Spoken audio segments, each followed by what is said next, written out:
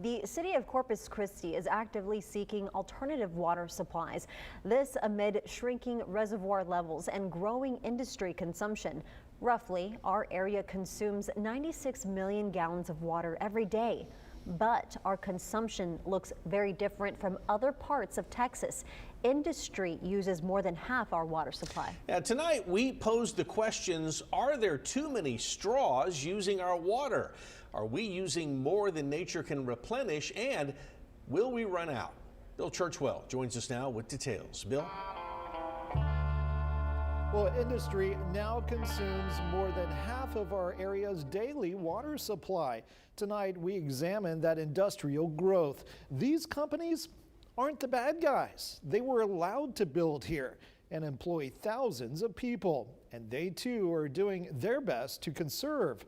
But will it be enough?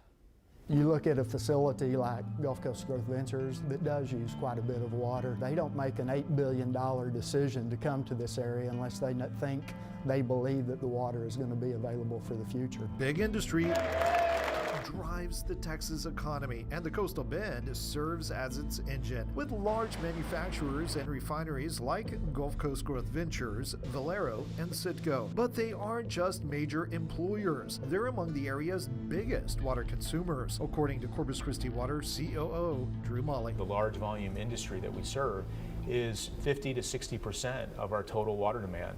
Gulf Coast Growth Ventures contracts water through the San Patricio Municipal Water District, which in turn gets its supply from Corpus Christi Water. They used 13.5 million gallons a day in 2024, up from 12.9 million in 2023. Their contract allows them to use up to 22 million. For reference, 1 million gallons a day would cover an entire football field and 2.3 feet of water. It's a demand Dr. Robert Mace of Texas State University's Meadows Center says could be unsustainable. Texas is growing so fast, and we're also seeing more and more drought. Like, our droughts seem to be getting worse. We seem to be seeing them more frequently, and a lot of the easy water's gone. As water has become a dwindling commodity in South Texas, many look for someone to blame. But Corpus Christi City Manager Peter Zanoni says industry isn't the villain. The industry's been here for a long time, for decades.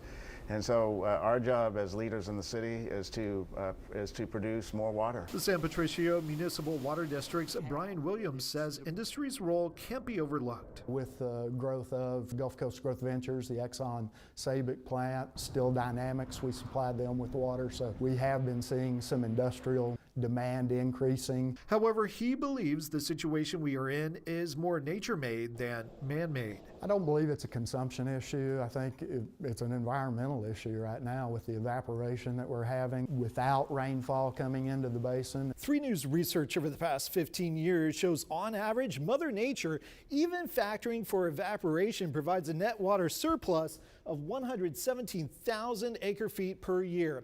But once we account for recent consumption habits, we're actually at a net loss of over 10,000 acre-feet a year.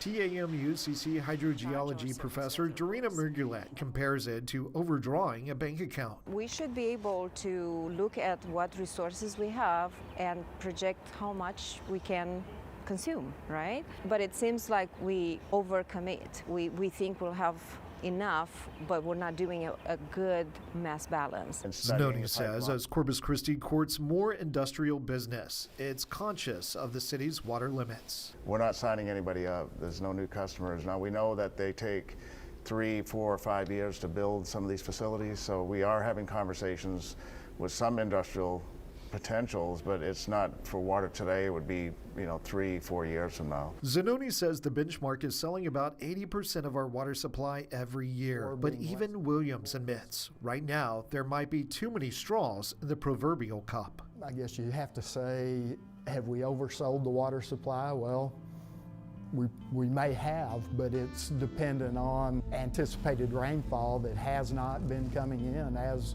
we've seen over the years.